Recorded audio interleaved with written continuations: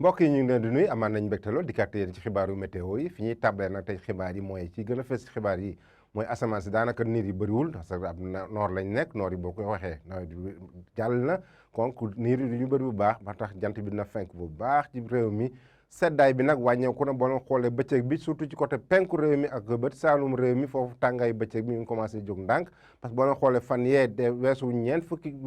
degré mais ñu ngi koy commencé am ba la ñuy dugg ci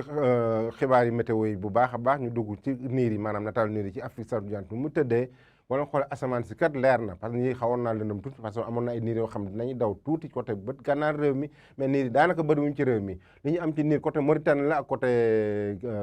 Tchad mais côté Sénégal asamaan su leer la ñu am ci lu ci bëri mais nag du ñàkk ba tey asamaan si maanaam ngelaw mi ngi upp surtout ci côté Ndakaaru Ndar ba côté Cap Skirring foofu na am ak ngelaw lu feex surtout ci guddi gi jëm ci fajar gi ba tax na tey ji ci guddi jëm ci ëllëg li ñuy xool mooy tàngaay guddi gi fu muy tëddee maanaam peex mi sax la ñuy wax parce que feex mi ngi gën a fees Mbuur mu am fukki degré ak juróom-ñaar Ndakaaru daanaka dépassé na ñaar fukki degré ak benn parce que Thiès moom am ñaar fukki degré Ndar tam ñaar fukki degré mais gox-goxaan yu bëri dépassé nañ fukki degré juróom-ñeent ñaar fukki degré ñeent am nañ ko fële ca Kaolack foofu maanaam guddi gi mooy gën a tàng moom ak Podor nañ am ñaar fukki degré ñeent li ci des yëpp ñaar fukki degré ñaar fukki degré ñett la ñu am ci digg réew mi bu ñu demee ba ci penku réew mi tamit côté ñaar fukki degré ñett la ñu am Matam ñaar fukki degré ñaar ñu am ko Bakel bu ñu demee ba ci suuf côté Tambacounda ñaar fukki degré ñett Kédougou am ñaar fukki degré ñett ñu xool nag suba